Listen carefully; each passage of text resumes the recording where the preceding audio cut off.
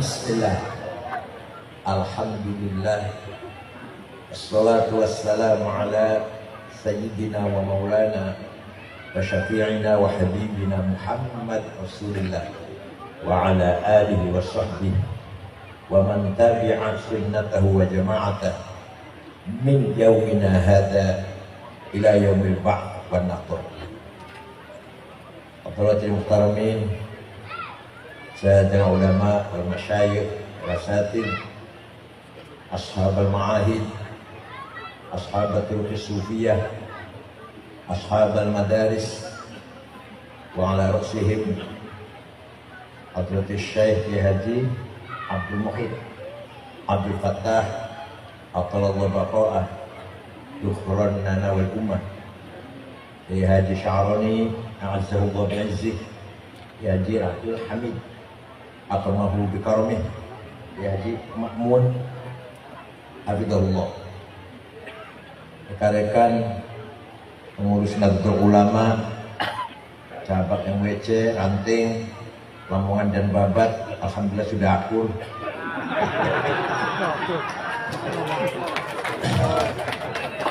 Muslimat Fatayat, Ibnu PPNU, Ansor Pagar Musa, para pejabat pemerintah, Pak Camat, Pak Camat, Pak Kapolsek, Pak Dandramil, Pak UA, Sadati wa Sayyidati, Anisati Ashabi wa Zumalai, Abna'i wa Banati, Ayyuhal Hudur. Benarnya ada Profesor Dr. Fahri Ali sebenarnya untuk menyambut bagus sekali sebelum saya, tapi beliau juga orang tawadhu, tidak menonjolkan diri, asli Aceh, sisa dari intelektual muslim. Gus Dur sudah wafat, Al-Kholis Majid sudah wafat, tinggal sisa Pak Fahri Ali ini yang muslim lihatnya.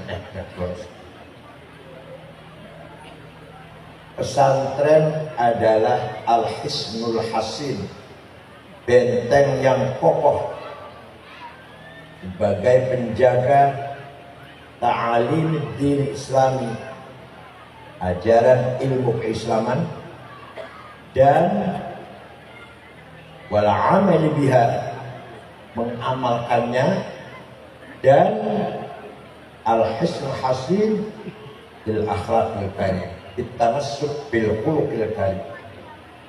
Pesantren benteng ilmu, benteng amal, benteng akhlak. Tanpa pesantren, Islam di Indonesia hanya nama doang, hanya nama saja, hanya pelang saja, tapi isinya propos kalau tanpa pesantren.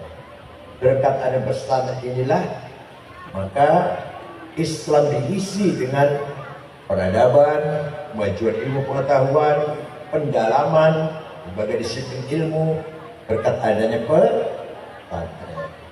Oleh karena itu pesantren Al-Fatah ke depan harus bitaqaddum wal izdihar wal numau wal manfaah li jami'in nas. Pesantren ini harus semakin berkembang. Biasanya kiai kuno kalau pesantren tidak penting nama desanya yang terkenal, Lirboyo, Tebuyireng, Tabak Beras, Denanyar, Cimpunnya Buntet, Kempek. Itu menunjukkan nama gak penting, yang penting desa. Menunjukkan betapa kiai sangat nasionalis, mencintai tanah air. Nah, ini nama simanya lebih terjauh, nama simanya Santri Siman. Soal Al-Fatah belakang nggak apa-apa, nggak terkenal nggak apa-apa. Coba pesan Tebuir apa namanya? Ayo, ada tahu nggak? Pesan Tebuir namanya apa ya? Nggak ada yang tahu, nggak penting. Yang penting Tebuirnya terkenal. Gimana? Allah memberikan guidance, memberikan pengarahan kepada Rasulullah SAW dalam membangun masyarakat jahiliyah yang jahiliyah itu sama sekali tidak ada pendidikan, tidak ada peradaban, tidak ada akhlak. Tuhan ada 350. Lata, Uzza, Manah, Hubal, Ya'uq, Yahud, Nasr, Suwa', Wad. Antara nama berhala itu. Tanpa ada dasar teologi. Nyembah batu tanpa ada dasar ilmunya. Beda dengan orang Hindu. Nyembah batu, tapi ada kitab sucinya. Rigveda, Mahafad Gita, Ramayana, filsafatnya itu. Buddha ada juga kitab sucinya. Kalau orang Arab waktu itu nyembah batu, dah tanpa ada dasar teologinya, maka disebut jahiliyah biddin dhalalin mubin. Di samping jahiliyah bil ilmi wal adab disebut ummiyin. Jadi orang Arab itu sempurna jahiliyahnya, ummiyin dan dhalalin mubin. Waktu Rasulullah lahir ini, Allah menunjukkan kepada Rasulullah bagaimana cara membangun masyarakat seperti itu. Walladzi ba'atsa fil ummiyina rasulan minhum yatlu 'alaihim ayatihi wa yuzakkihim wa yu'allimuhumul kitaba wal hikmah wa in kanu min qablu lafi dhalalin mubin. Masyarakat jahiliyah hanya menghormati, menyanjung-nyanjung 3 macam orang. Pertama, syair, penyanyi. Kalau syair dihormati orang. Maka ada namanya pasar ukaz, pesta malam itu, pasar malam sebelum haji. Di situ lomba syair, lomba nyanyi, lomba puisi. Yang menang dapat hadiah, syairnya ditulis gantung di Ka'bah. Itu. Kalau orang syairnya bagus, terkenal. Lah Muhammad itu pengen terkenal itu, maka dia nyanyi. Yang Quran itu nyanyian, puisi lah, sajak. Muhammad itu pengen terkenal itu nyanyian itu. Quran menjawab, wa ma 'allamnahu syi'r wa ma yanbaghilah. Yang di Muhammad tidak pernah belajar bersyair dan tidak layak Muhammad belajar bersyair. Maka kalau ada orang Lamongan masih sangat ngefans penyanyi, berarti masih jamin keras, berarti masih happy ya. Ya senang penyanyi bolehlah, sedang saja. Terus sampai meninggal sholat isya, orang sholat subuh, orang drop dangdut, panggil biduan 5 lagu, 50 juta berani, kalau tidak kiai.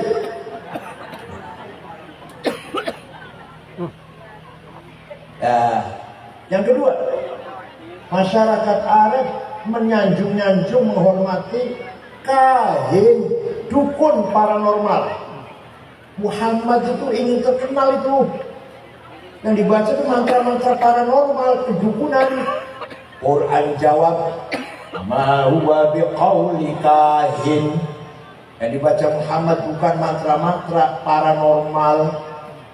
Maka kalau ada orang Lamongan masih suka sering sowan ke dukun, berarti kalau ada pilihan, aduh, pilihan lurah, bupati, DPR, dukun laris berapa saja. Kalau sowan kiai paling 2 paling jaring coklat 2 bungkus. Tapi kalau dukun berapa saja, berarti masih. Yang ketiga, masyarakat Jaya Arab sangat memuliakan sahir, tukang santet. Mereka menuduh yang dibaca Muhammad itu sihir itu. Fayaquluna in hada illa sihrun mubin. Ini baca Muhammad sihir itu. Quran jawab, wa ma yantiqu 'anil hawa in huwa illa wahyu yuha. Yang dibaca Muhammad bukan dari Muhammad sendiri. Dia buta huruf, gak pernah ngaji. Dia buta huruf, gak pernah ngaji, gak pernah bergaul dengan orang, gak bisa baca kitab suci atau apa, gak bisa baca. Maka yang dibaca Muhammad semata-mata wahyu dari Gusti. Jadi kalau ada lamongan pernah datang sekali pernah datang ke tukang santet agar menghabisi tetangganya, berarti betul yang sini, betul. Orang yang pernah datang ke tukang sihir ibadahnya 40 hari gak diterima. Sholatnya mau Qur'annya istighosah boten diterima 40 hari kalau sekali saja datang ke tukang sihir. Jahiliyah.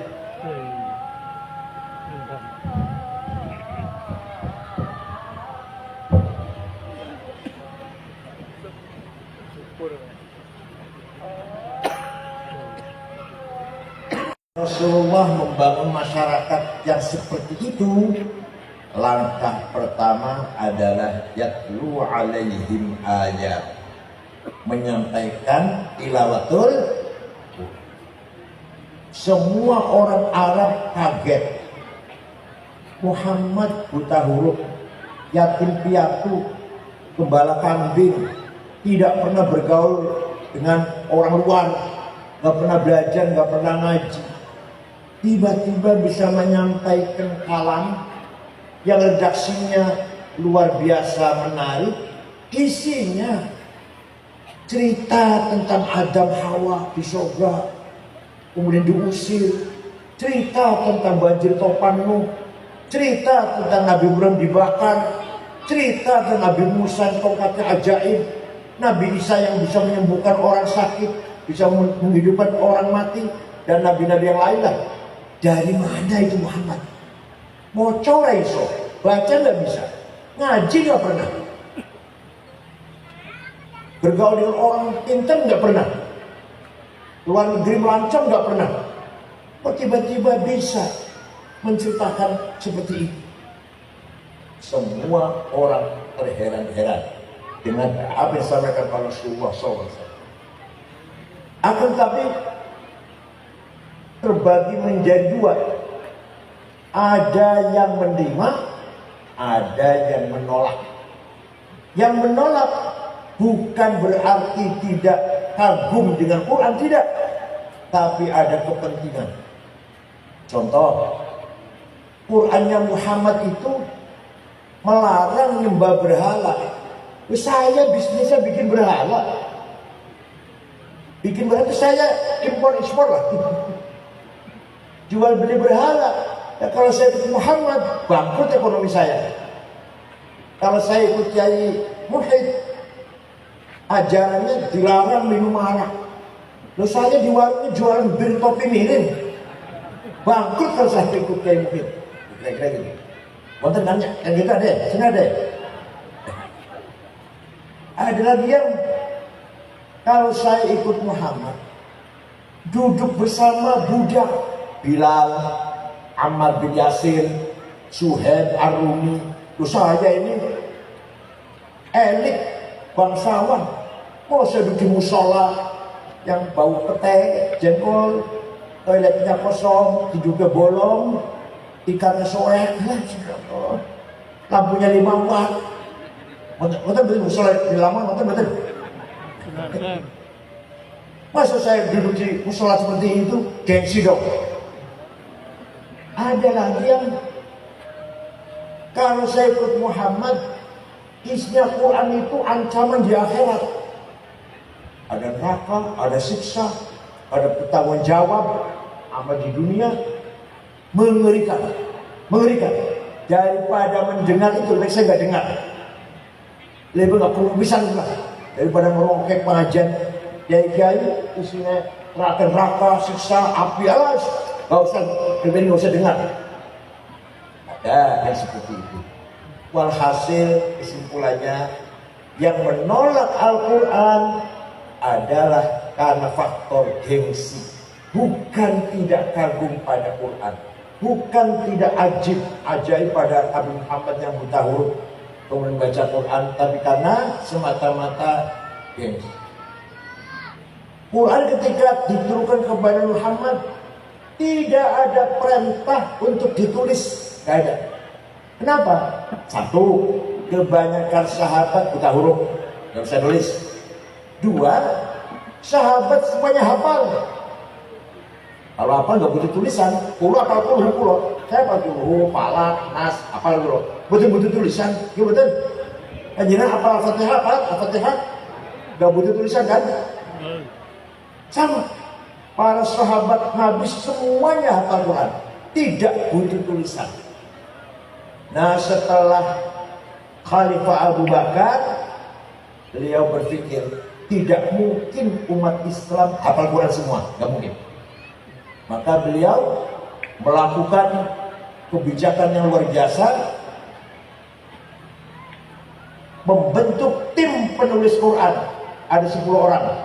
Ketuanya sahabat Zaid bin Thabit, anggotanya sahabat Ubay bin Ka'ab, Ibnu Mas'ud, Muawiyah, Ali bin Abi Thalib, itu anggota itu. Ibnu Mas'ud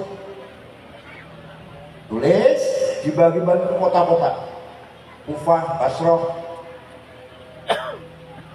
Lama-kelamaan satu kota dengan kota yang lain baca Qurannya bertentangan. Di sana ta'lamun, di sini ya'lamun. Di sana fil mudhari, sini fil madhi. Wah, bahaya ini. Maka ketika Khalifah Utsman bin Affan memutuskan mushaf yang berserakan itu ditarik kembali ke Madinah, tulis ulang satu, yang lain dibakar. Dari sejak itulah sampai sekarang yang tertulis apa namanya? Mushaf Utsmani. Mushafnya Pak Haji Utsman, mushaf Sayyidina Utsman sampai sekarang. Tapi mushaf Utsman itu kalau gak ada fotokopi, mushaf Utsman itu tulisannya belum sempurna. Saya saja nggak bisa baca, apalagi jenengan. Ba, tak, nun, ya, kodo, jim, ha, ho, sami, dal, sama, ro, zai, gak ada bedanya. Orang-orang waktu itu bisa baca, sahabat bisa baca. Maka tidak mungkin umat Islam semua bisa baca Quran kalau hurufnya tidak ada perbedaan satu dengan yang lain. Ada seorang ulama namanya Abul Aswad Ad-Du'ali tahun 59, wad'un nuqat 'alal huruf, membikin titik untuk membedakan huruf satu dengan yang lain. Ba titik siji ngisor, ta titik loro dhuwur, ta tiga di atas, jim di tengah, hak non titik, ho di atas. Siapa namanya? Santrinya mana? Siapa namanya santri? Abul Aswad Ad-Du'ali tahun 59. Sudah ada titik, masih banyak orang gak bisa baca Quran. Maka ada seorang ulama namanya Imam Khalil bin Ahmad Al-Farahidi, bukan orang Arab. Kota Farahidi Afghanistan, bukan orang Ajam. Membikin syakal, fathah, domah, kasroh, fathaten, domaten, kasroten, tasdid, sukun. Imam Khalil bin Ahmad Al-Farahidi yang bikin itu. Sudah ada titik, sudah ada harokat. Orang Banyumas, Purwokerto, Kebumen kembali ke Banjarnegara. Kalau baca Quran masih China ini. Inna allaha wasi'un alim. Kalau pandu saya Kiai Sami ngakil. Itu artinya keluarnya suara dan tenggorokan makhraj, gak benar. Keluar suara makhraj. Maka ada seorang ulama besar namanya Imam Abu Ubaid Qasim bin Salam yang wafat tahun 224 Hijriah, menggagas ilmu tajwid tilawatil Quran. Ilmu tajwid baru ada terminologi idhar, idgham, ikhfa, iqlab, qalqalah, mad lazim, mad tabi'i, huruf halaq, huruf mad. Yang bikin adalah Abu Ubaid Qasim bin Salam. Dan yang paling menarik, Imam Abu Ubaid ini punya kitab ekonomi, Al-Amwal namanya, Kitabul Amwal. Dia penggagas ilmu tajwid dan dia juga menulis tentang ekonomi. Kitabul Amwal. Imam Abu Ubaid Qasim bin Salam. Ya Allah. Nah, sekarang tinggal rajin baca, ya.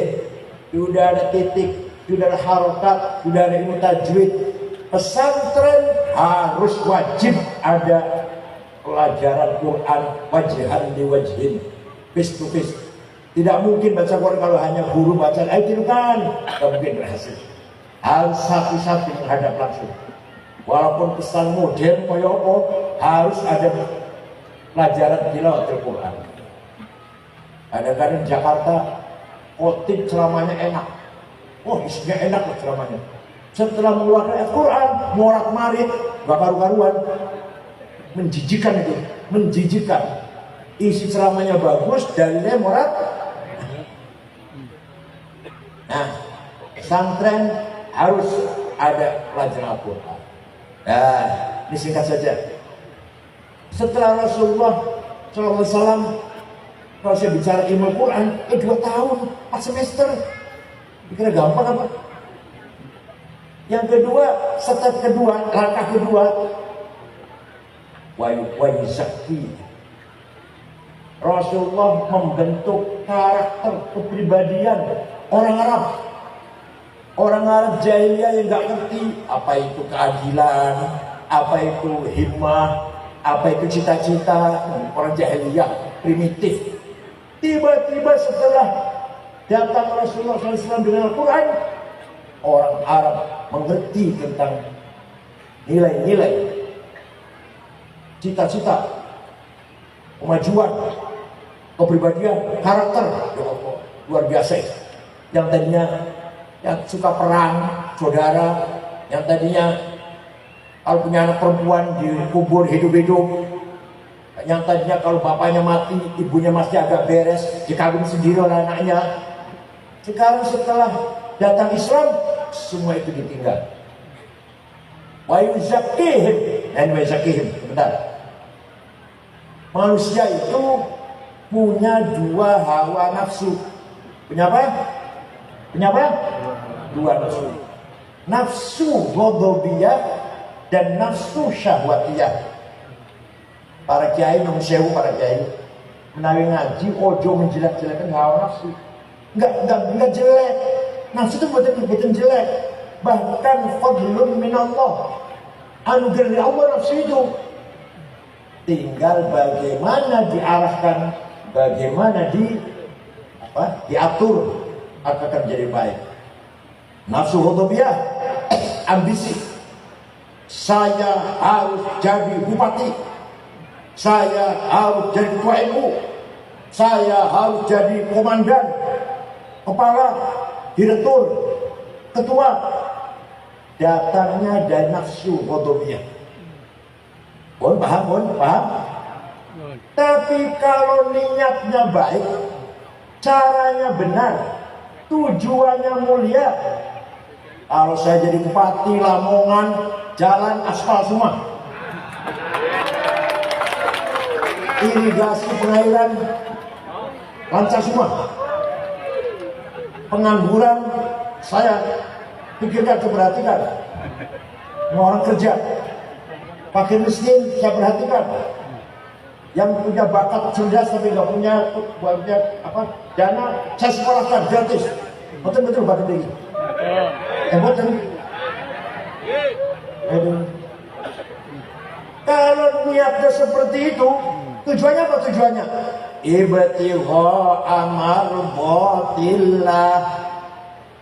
Tujuan lillahi ta'ala. Maka nafsu ghadabiyahnya ganti namanya. Namanya ganti. Apa namanya? Himmah. Apa? Yang keras apa? Himmah. Strong will. Kemauan yang besar. Kalau tinggal menjelaskan tapi himmah ciri-ciri. Kalau kalahan. Ciri-ciri gimana? Kalahnya. Orang yang paling himmahnya besar Rasulullah sallallahu alaihi wasallam. Muhammadun qaimun lillahi duhimami, Muhammadun tayyibul akhlaqi wasyiyami, Muhammadun tabitul mitaqi hafiduhu, Muhammadun tayyibul akhlaqi wasyiyami. Nabi Muhammad orang yang himmahnya besar. Saya harus menang, saya tidak mau kalah. Perang Badar 314 lawan 1000 menang. Perang Uhud menang, jadi menang. Tapi yang jaga panah di atas gunung Uhud 16 orang menang, diem aja, jaga pegang panah, diam aja. Melihat teman-temannya di bawah, kalau habis bunuh orang kafir dapat dompet, cincin, tanpa fight, iri. Kalau saya diem aja, ngapain diem saja, nggak dapat apa-apa. Turun orang 16 itu. Khalid bin Walid waktu itu masih belum Islam, tahu ada kesempatan yang besar. Mutar dari belakang gunung Uhud, Khalid bin Walid dari atas gunung menyerang. Umat Islam kocar kacir, Rasulullah pun terjeblos, terperosok di lubang, giginya patah. Jaga 10 sahabat, antara sahabat Tolha pun dapat kena panah berapa panah tangannya itu menjaga Rasulullah. Walhasil perang itu jadi menang jadi. Karena yang jaga panah itu tirin dulu sinangisan loh. Katanya wong cincin, pulpen, dompet. Kalau sekarang HP benar-benar. Perang Ahzab menang. Perang Bani Mustalik, perang Taif, perang Hunain, Fathu Makkah, perang Mu'tah menang. Rasulullah tidak seperti orang Lamongan menang. Wong Lamongan kalahan. Gimana kalah betul? Jadi menang itu wajib, kalah itu dosa.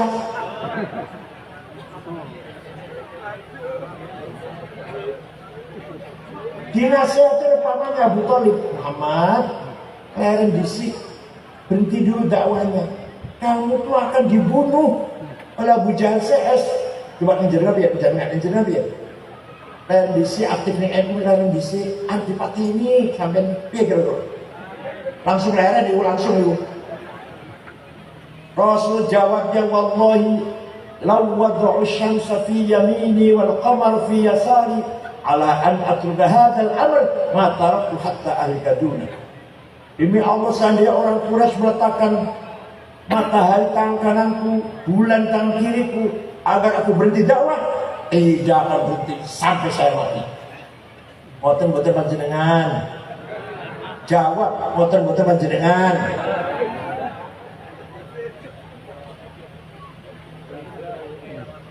Muhammadun shadiqul aqwali wal kalimi.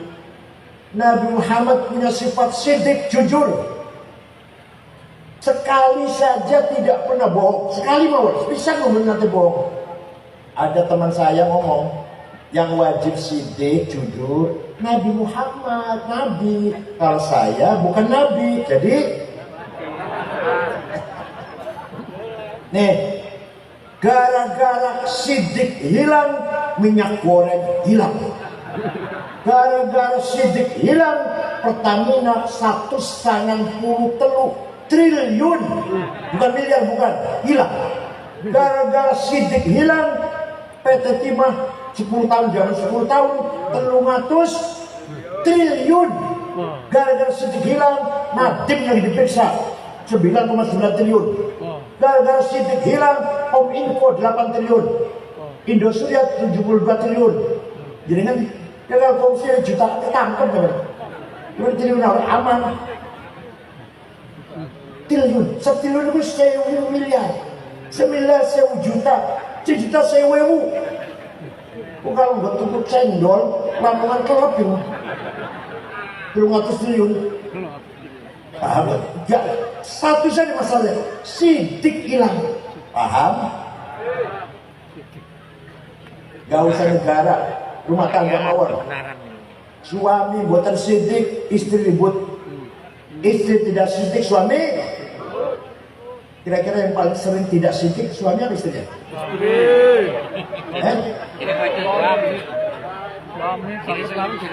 Istri. Kalau negis kan?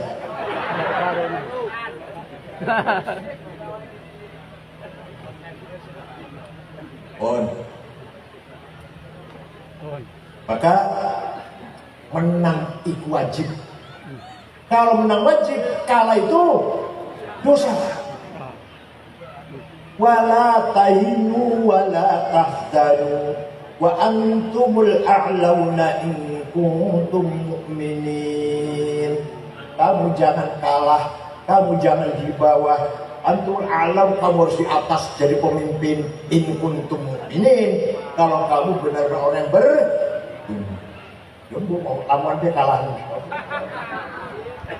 Kalau tahu menang, kalah. Kalau daerah selatan, Kediri, Blitar, pantes kalah.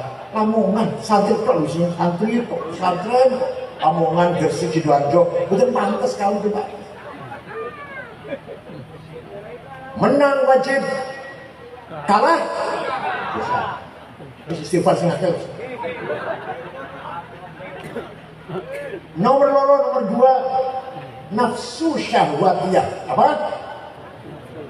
Saya harus kaya, uang banyak, rumah bagus, mobil bagus, banyak mobil banyak dan bagus, perusahaan banyak, harta banyak, apalagi banyak apalagi? Istri. Ya, istri. Banyak. Istri itu nggak usah banyak, 1 rasa 4 daripada 4 rasa 1.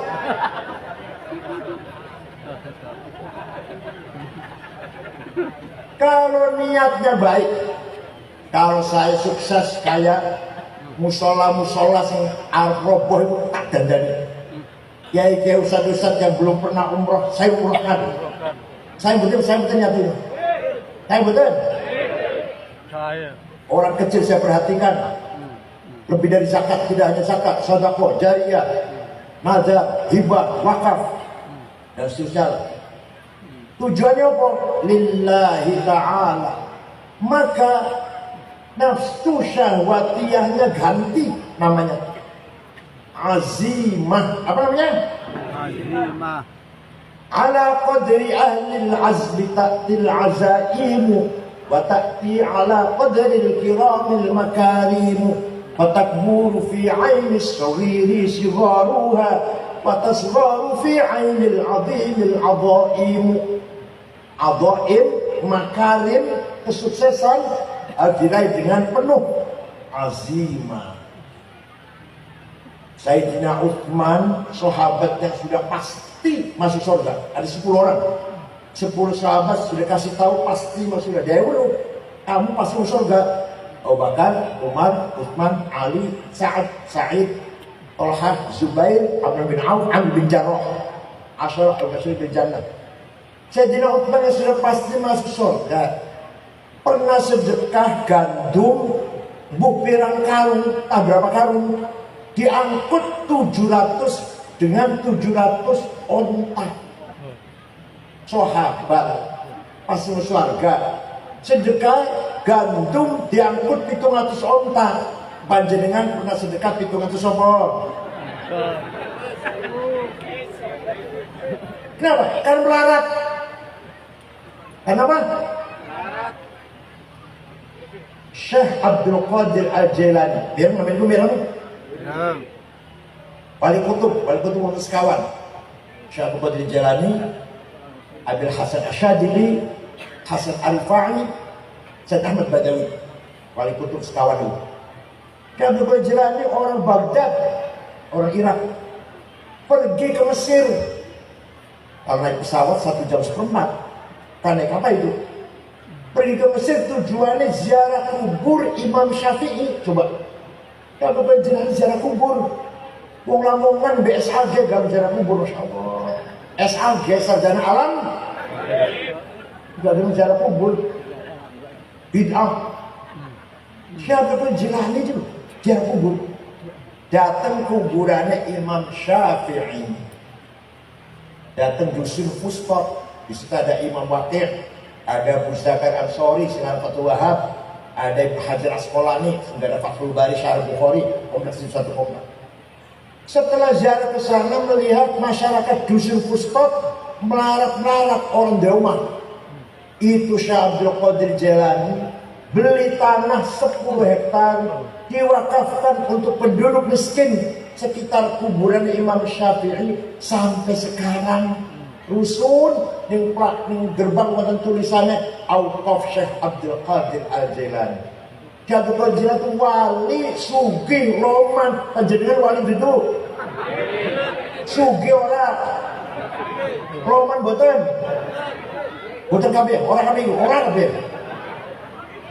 Ya orang wali sugih, apa sugih roman. Ya bro, dudu wali melarat medit. Abdul Qadir Jailani. Sayyid Muhammad Al-Malik, ini Habib tenan ini. Al-Hasan. Waktu kula teng mriku santri 700 putra Mbah Mun. Mriku akalah. Sini ada. Ada. 700 santri. Gratis. Makan, minum, pakaian, kebutuhan ditanggung oleh Sayyid Muhammad. Sakit diobatin, pulang kasih tiket. Ya Allah, Sayyid Muhammad.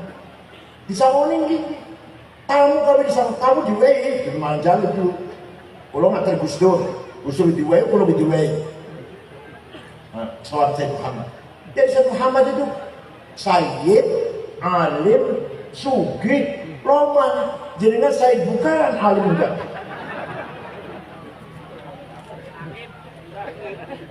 Kiai Wahab mensosialisasikan NU sampai ke Palembang tahun 30 tuh, 30-40 lah, sampai ke Palembang. Jumpa dengan Kiai Kamil Soleh asli Semarang, berdiri NU di Palembang. Ke Banten, Pandeglang Menes, jumpa Kiai Abdurrahman dari NU di Banten. Ke Bogor, Pagentongan, ajengan Pagentongan Kiai Abdul Hamid dari NU di Bogor. Betawi Guru Marzuki Cipinang dari NU di Betawi. Ke Cirebon Kiai Abbas Buntet berdiri NU di Cirebon. Semarang Kiai Ridwan Lasim Mbah Maksum.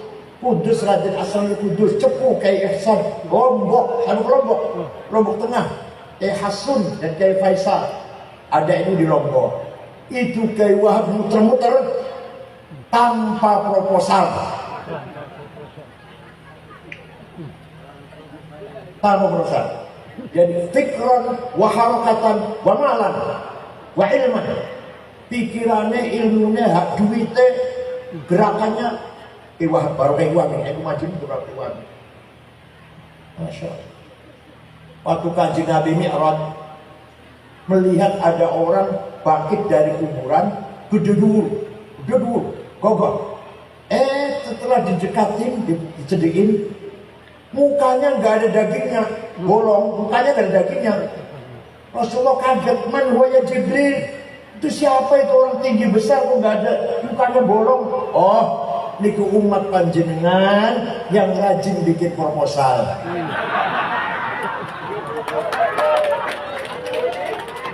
Tenang, yang rajin minta-minta, kasih soal, yang sering minta-minta. Oh, kita dulu. Dawet. Maka Lamongan harus mandiri. Ada orang bantu diterima, gak ada orang bantu gak usah minta-minta. Apalagi Allah bawa proposal ke bupati, keringet dingin, diterima kon nunggu sekom jam ditunggu, bisa diterima WSP, sudah menghina. Oleh karena itu kita harus kaya. Wal yakhshal ladzina law taraku min khalfihim dzurriyyatan dhi'afan khafu 'alaihim falyattaqullaha wal yaqulu qawlan sadida. Jangan sampai kamu melarat, kemana pun.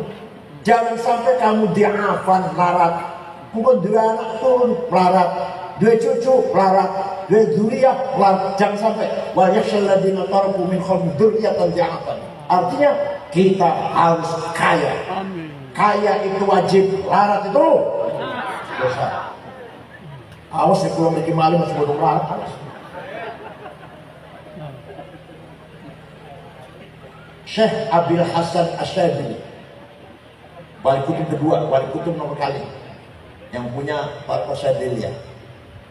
Pakaiannya tiap hari ganti, mahal harganya.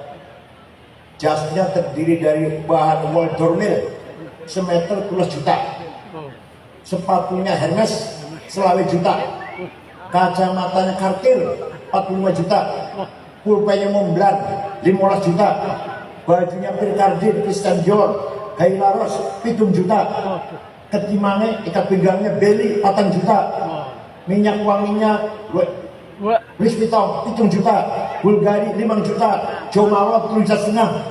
Maksud juga misik, Masya Allah. Omai villa, kendaraannya kereta besar ditarik 2 kuda. Model saya kira BMW Mercy lah, model Grand Mark, Luxion, Masya Allah. Pembantunya 16, pembantunya ada yang tanya, Syekh, panjenengan wali, bahkan wali kutub, kok penampilannya keren? Terus biar wali yang lain kayak yang menyemprol tanda ini saya bisa baca duduk, baju kokoh bulan durung ganti, kopiannya hitam campur coklat, minyak wanginya misik, tasnya itu bukan tas jersey kayak colak, tas Samsonite lumayan lah kalau tasnya. Tas ini pun orang tulisannya pojok, Musyawarah Ulama Kabupaten Lamongan.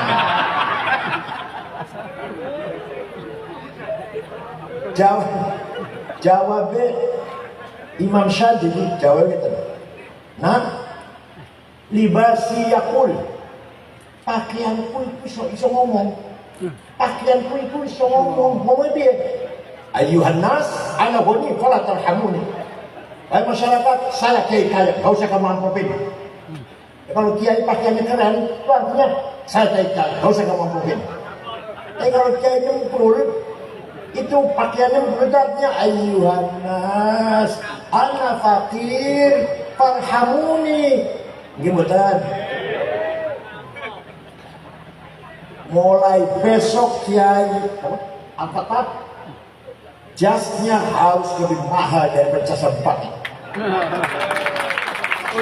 Bajunya, sepatunya, kacamatanya, pulpennya lebih mahal daripada bajunya Bupati, Kapolres, Ketua DPRD. Itu marfu aras, kepala dunia, ujung dingkul.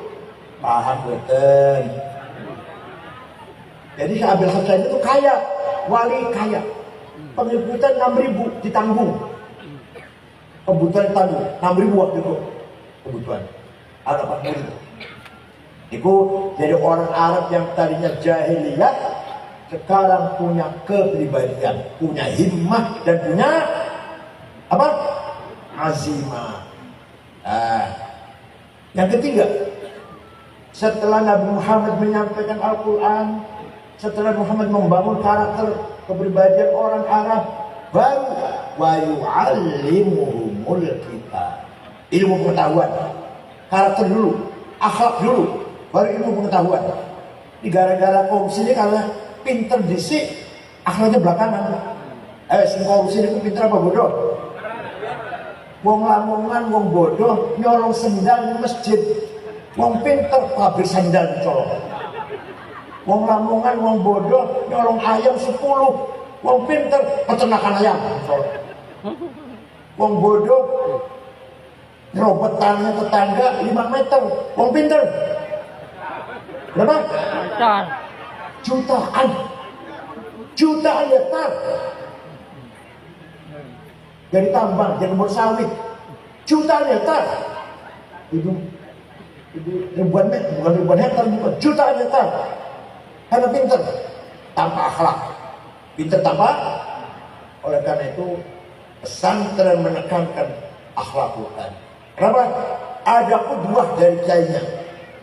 Bagaimana kiainya tiap hari memelihara keluarga, bagaimana kalau nerima tamu, bergaul dengan tetangga, bagaimana kalau lagi sedih, seperti apa kiai kalau lagi sedih, bagaimana kalau lagi gembira, seperti apa kiai kalau lagi gembira, bagaimana kalau ada musibah, bagaimana kiainya istrinya 4, terus satu jadi nanti caranya gimana ngopein istri 4, bikin kedua teladan.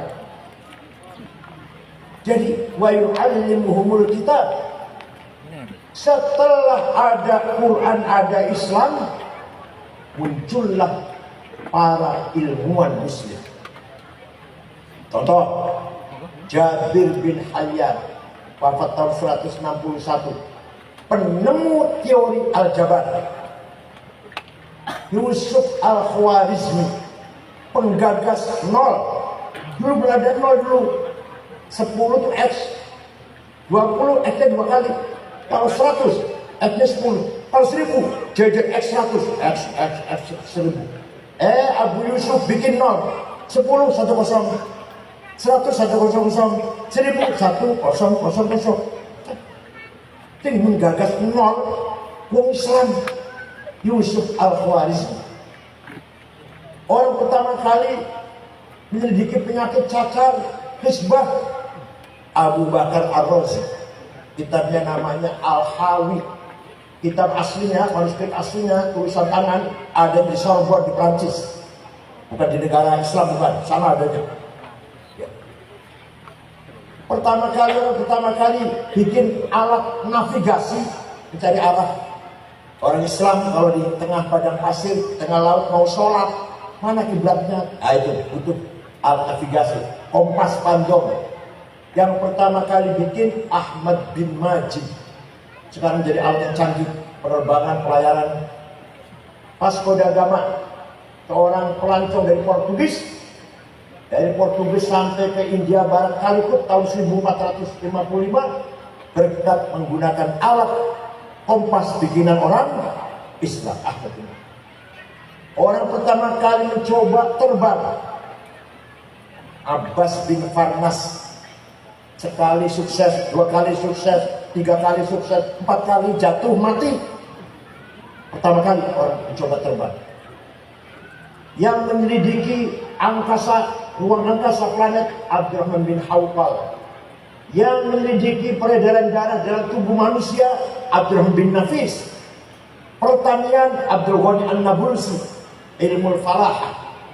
Walhasil dulu, ulama dulu memegang peranan peradaban ketika dinasti Bani Abbasiyah selama 500 tahun. Belum yang agama, muncul tafsir Tabari 10 jilid, ilmu mustalah hadits.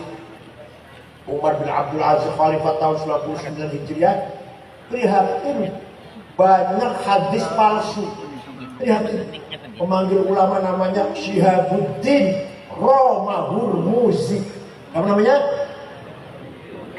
Bukan orang Yaman, bukan Romahurmuz. Syekh, bisa nggak bikin metode ilmu menseleksi hadis? Insya Allah siap. Seminggu jadi ilmunya. Namanya mustalahil hadis. Hadis bisa dianggap benar kalau syarat 4 syaratnya. Antara murid dan guru ketemu. Saya mengatakan, kata Gus Dur, saya ketemu dengan Gus Dur. Kalau saya mengatakan, kata Mbah Hashim, bohong itu. Saya nggak ketemu Mbah Hashim, Bu. Saya namanya. Yang kedua, gurunya dhabit, cerdas, nggak pernah lupa, hafalan. Yang ketiga, thiqah, bisa dipercaya. Tidak pernah nyolong sendal di masjid. Nomor 4, adil, baru sahih. Kurang syarat 1, turun hasan.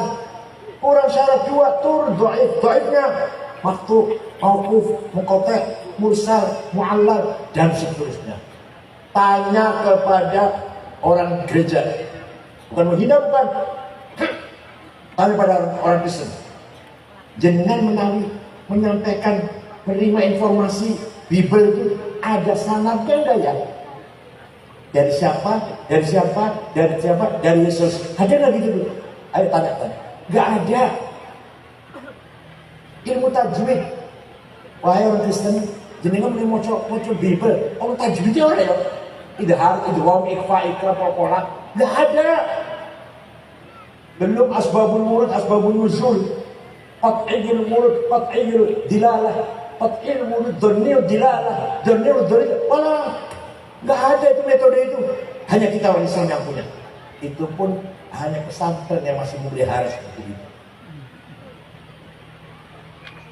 Imam Syafi'i ini, Imam Syafi'i kedawan ya, nggak apa-apa deh sikat aja.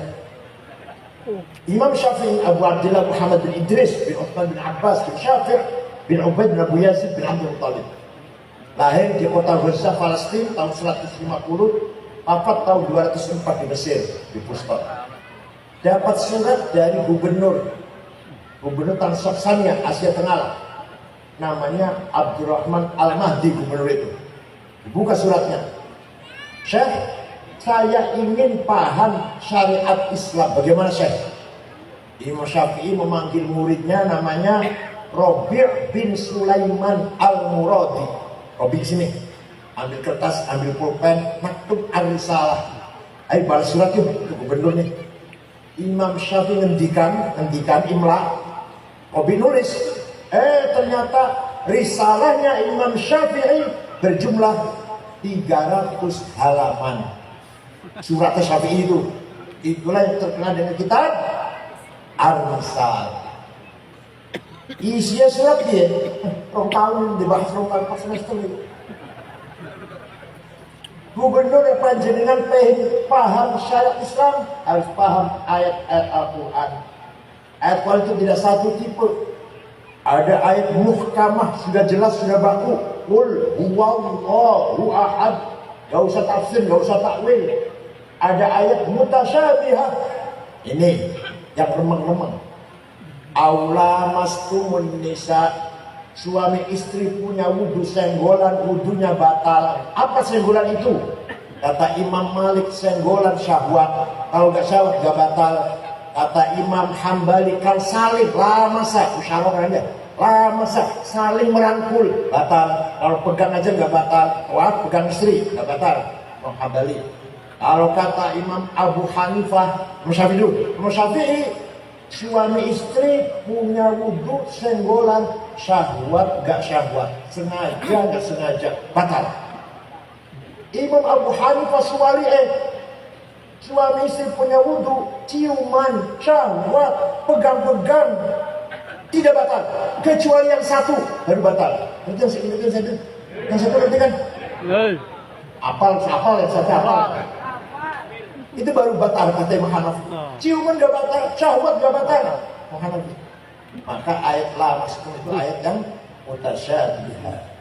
Ada ayat mutlaqah absolut, atiu Allah wa atiu Rasul. Ada ayat muqayyadah, wa ulil amri minkum. Wajib taat pada pemerintah dengan syarat pemerintahnya bagus. Namanya muqayyadah. Kalau taat pada Allah Rasulullah mutlaqah. Ada ayat umum dan ayat khusus. Ayat umum perintah sholat, ayat khusus perintah perang.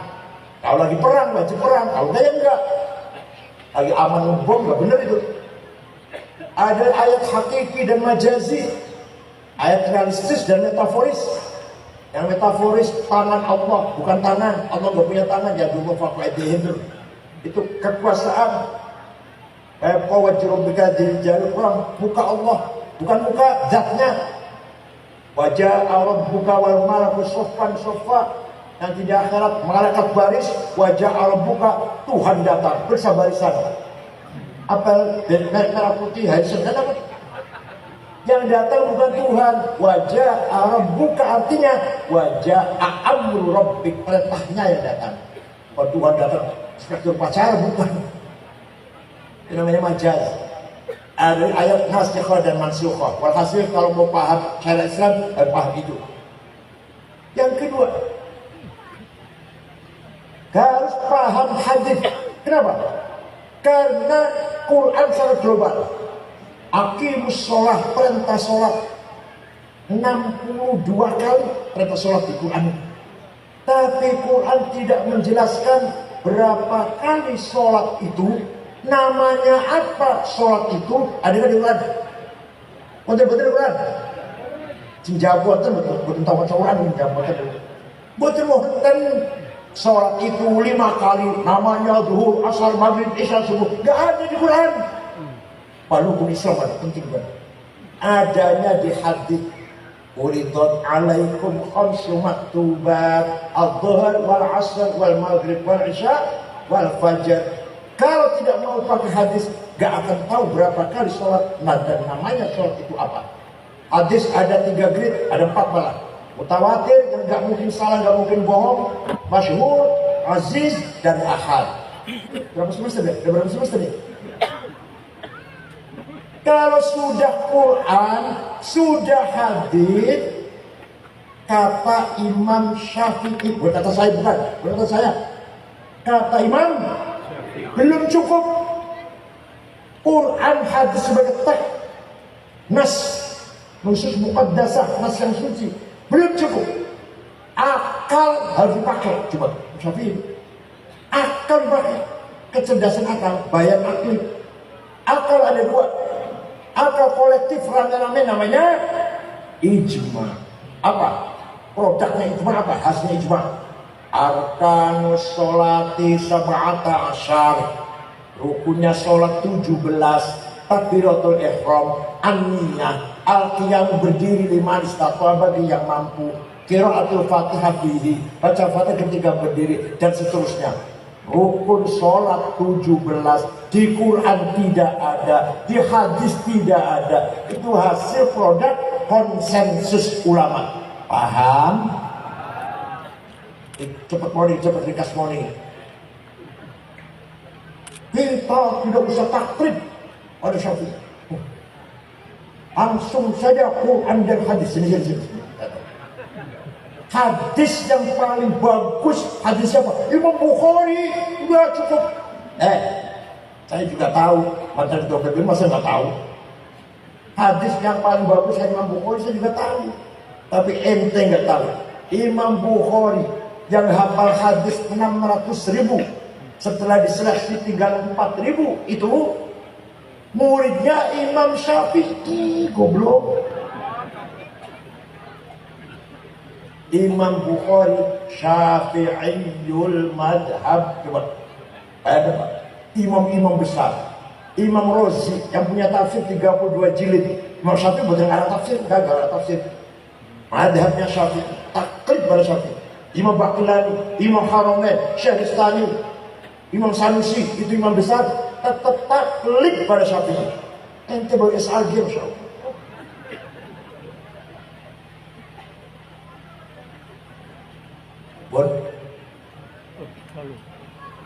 Kalau sudah ijma nggak ada, maka harus pakai kias. Apa? Akal individual. Ada 9 kias. Aulawi, burhani, mantiki, jadali, istiqra'i, tamthili, khitabi, syi'ari, ibna'i. Saya contoh 2 saja, yang 7 kalau saya kesini lagi. Sabu-sabu haram atau halal?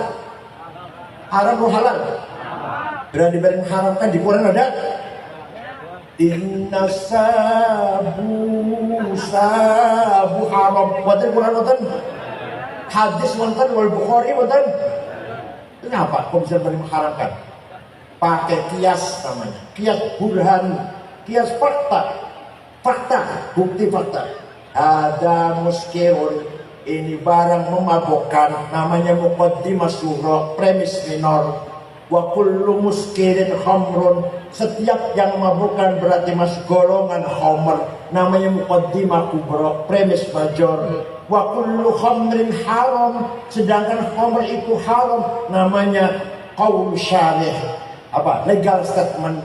Bahada haram, maka ini barang haram, namanya natijah sadiqah, positive conclusion. Paham mulai? Paham. Jadi kalau nggak pakai kias nggak bisa ngapa-ngapain kita ini. Kias aurawi, kias apa? Lebih-lebih maksudnya, luwi-luwi. Wala taqrabuz zina innahu kana fahishatan wa sa'a sabila. Jangan mendekati zina. Sing haram mendekati zinanya. luwi-luwi ame kias aulawi. Wala taqul lahuma uffin wala tanharhuma. Jangan bentak ngomong kasar ayah dan ibu. Kalau nempelengin